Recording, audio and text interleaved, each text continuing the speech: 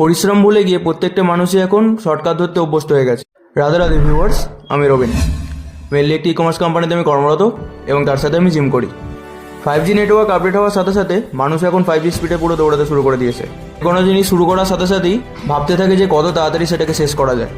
যদি এখন শরীরচর্চার কথা বলি, 2 দিন ব্যায়াম করার সাথে সাথেই আর একটা 2 বছর ব্যায়াম করা মানুষের সাথে নিজের কম্পেয়ার করতে থাকে যে আমার শরীরটাও কবে তার মতো তৈরি হবে। কিন্তু সে 2 দিন আর 2 বছরের মাঝখানে সে ডিফারেন্সটা কোনোদিনই বুঝতে পারে না। তেমনই কিছু মানুষ ভেবে থাকে যে আজকের মধ্যে আমি কাজে জয়েন করে পরশু দিনের মধ্যে আমি নিজেকে উপর মহলে নিয়ে চলে যেতে পারবো।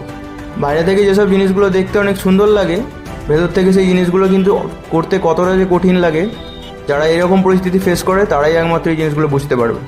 তাই শর্টকাট ফলো না করে আর কিছু নেগেটিভ মানুষজনদের কথাবার্তায় কোনো কান না দিয়ে নিজের কাজের মনোভাবটা কীভাবে উন্নতির দিকে এগোয় সেটার উপর ফোকাস করে চলো। এইভাবেই আর একটা দিনে সমাপ্তি করলো। তোমরা প্রত্যেকে